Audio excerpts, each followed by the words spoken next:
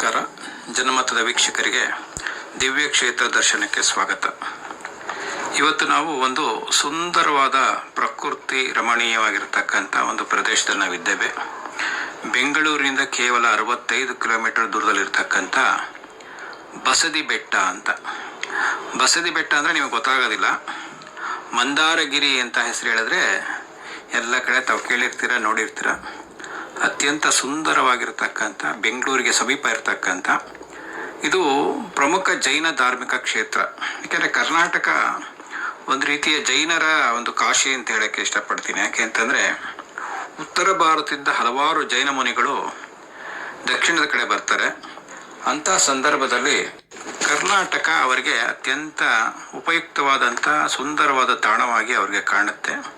ಕರ್ನಾಟಕದ ಹಲವಾರು ಪ್ರದೇಶಗಳಲ್ಲಿ ಜೈನರು ಬಂದು ನೆಲೆಸಿರ್ತಕ್ಕಂಥವ್ರು, ಅವರ ಧರ್ಮ ಪ್ರಚಾರ ಮಾಡಿರ್ತಕ್ಕಂಥದ್ದು ನಾವೆಲ್ಲ ನೋಡಿದ್ದೀವಿ. ಅದರಲ್ಲಿ ದಿಗಂಬರ ಜೈನರು ಹೆಚ್ಚಾಗಿ ನಾವು ಕರ್ನಾಟಕದ ಪ್ರದೇಶಗಳಲ್ಲಿ ಹೆಚ್ಚಾಗಿ ಕಾಣ್ತೀವಿ. ತುಮಕೂರಿನ ಸಮೀಪ ಇರ್ತಕ್ಕಂಥ, ಅಂದರೆ ಬೆಂಗಳೂರಿಂದ ಹೋಗ್ತಾನೆ ಹೋಗ್ಬೋದು, ಹಿರೇಹಳ್ಳಿ ಇಂಡಸ್ಟ್ರಿಯಲ್ ಏರಿಯಾ ಪಕ್ಕದಲ್ಲಿ ಟರ್ನ್ ಆದರೆ ಅಲ್ಲೂ ಆ ಮಂದಾರಗಿರಿಗೆ ಪ್ರವೇಶ ಮಾಡ್ಬೋದು.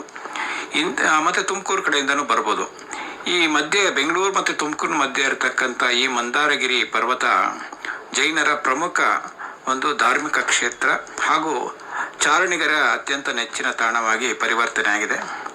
ಇಲ್ಲಿ ಹಲವಾರು ವಿಶೇಷಗಳನ್ನು ನಾವು ಕಾಣ್ಬೋದು. ಇಲ್ಲಿ ಬೆಟ್ಟದ ಮೇಲೆ ಗೊಮ್ಮಟೇಶ್ವರನಂತೆ ಕಾಣ್ತಕ್ಕಂಥ ಒಂದು ವಿಗ್ರಹ ನೋಡ್ತೀವಿ. ಆದರೆ ಅದು ಗೊಮ್ಮಟೇಶ್ವರ ಅಲ್ಲ, ಅದು ಚಂದ್ರನಾಥ ತೀರ್ಥಂಕರ ಅಂತ. ಮತ್ತು ಜ್ವಾಲಾಮಾಲಿನಿ ದೇವಿಯನ್ನು ಸಹ ನೋಡ್ಬೋದು. ಹಾಗೆ ಹಲವಾರು ತೀರ್ಥಂಕರ ಚಿತ್ರವನ್ನು ಸಹ ನಾವು ನೋಡ್ತೀವಿ. ನೂರಾರು ಜನ ತೀರ್ಥಂಕರು ಬಂದು ಹೋಗಿದ್ದಾರೆ. ಅದರಲ್ಲಿ ಪ್ರಮುಖವಾಗಿ ಅಲ್ಲಿ ಕಾಣ್ತಕ್ಕಂಥದ್ದು ಚಂದ್ರಪ್ರಭಾ, ಪಾರ್ಶ್ವನಾಥ, ಸುಪಾರ್ಶ್ವನಾಥ, ಹೀಗೆ ಹಲವಾರು ತೀರ್ಥಂಕರರ ಚಿತ್ರಗಳನ್ನು ನಾವು ನೆನಪಿಸ್ಕೋಬೋದು. ಅಲ್ಲಿ ಸ್ಥಾಪನೆ ಮಾಡಿರ್ತಕ್ಕಂಥದ್ದು. ಬಸದಿ ಬೆಟ್ಟದ ಹಿನ್ನೆಲೆ ತೆಗೆದುಕೊಂಡ್ರೆ ಸುಮಾರು 12ನೇ ಶತಮಾನ ಮತ್ತು 14ನೇ ಶತಮಾನದಲ್ಲಿ ಜೈನ ಮುನಿಗಳು ಇಲ್ಲಿ ಬಂದು ತಪಸ್ಸನ್ನು ಮಾಡಿರ್ತಕ್ಕಂಥ ಕ್ಷೇತ್ರ ಅಂತ ಇತಿಹಾಸದಲ್ಲಿ ದಾಖಲೆ ಆಗಿರ್ತಕ್ಕಂಥ ವಿಚಾರ. ಹೀಗೆ ಈ ಜೈನರ ಕಾಶಿಯಾಗಿ, ಯಾಕೆಂದರೆ ಸುತ್ತಮುತ್ತ ನಾವು ನೋಡಿರ್ಬೋದು, ಈ ಕಡೆ ನಾವು ಮೈಸೂರಿನಲ್ಲಿ ಅತಿ ಹೆಚ್ಚು ಜೈನರ ಸಮುದಾಯವನ್ನು ನೋಡ್ತೀವಿ, ತುಮಕೂರಿನಲ್ಲಿದೆ. ಹೀಗೆ ಹಲವಾರು ಕಡೆ ಜೈನರು ವ್ಯಾಪಕವಾಗಿ, ಹೊಯ್ಸಳ ಸಾಮ್ರಾಜ್ಯದ ಸಮಯದಲ್ಲೂ ಸಹ ಜೈನ ಧರ್ಮದ ಪ್ರಚಾರ ಹೆಚ್ಚಾಗಿತ್ತು ಅಂತಕ್ಕಂಥದ್ದು ನಮ್ಮ ಗಮನಕ್ಕೆ ಬಂದಿರುತ್ತೆ. ಈ ವಿಶೇಷವೇನಂತಂದರೆ ಮಂದಾರಗಿರಿಯ ಪರ್ವತ, ಅದನ್ನು ಬಸದಿ ಬೆಟ್ಟ ಅಂತ, ಯಾಕಂದರೆ ಬಸದಿ ಇದ್ದಂಥ ಕ್ಷೇತ್ರಕ್ಕೆ ಬಸದಿ ಬೆಟ್ಟ ಅಂತಾರೆ. ಈಗ ಸುಂದರವಾಗಿ ಒಂದು ರೀತಿಯ ಒಂದು ಏನು ಟೂರಿಸಂ ಪ್ಲೇಸ್ ಆಗಿ ಕನ್ವರ್ಟ್ ಆಗಿರ್ತಕ್ಕಂಥದ್ದು. ಮತ್ತು ಟ್ರೆಕ್ಕಿಂಗ್ ಪ್ಲೇಸ್ ಆಗಿ ಸುಮಾರು 435 ಮೆಟ್ಟಿಲುಗಳನ್ನು ಹೊಂದಿರತಕ್ಕಂಥ ಪ್ರದೇಶ.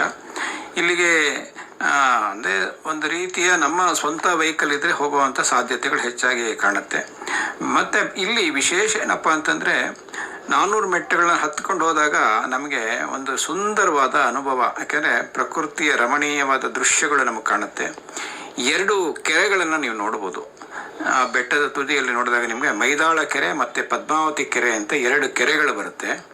ಹಾಗೆ ಅಲ್ಲಿ ವಿಶೇಷವಾಗಿರ್ತಕ್ಕಂಥದ್ದು ಬೆಟ್ಟದ ಬುಡದಲ್ಲಿ ನಿಮಗೆ ಒಂದು ಗುರುಮಂದಿರ ಅಂತ ನಿರ್ಮಾಣ ಮಾಡಿದ್ದಾರೆ.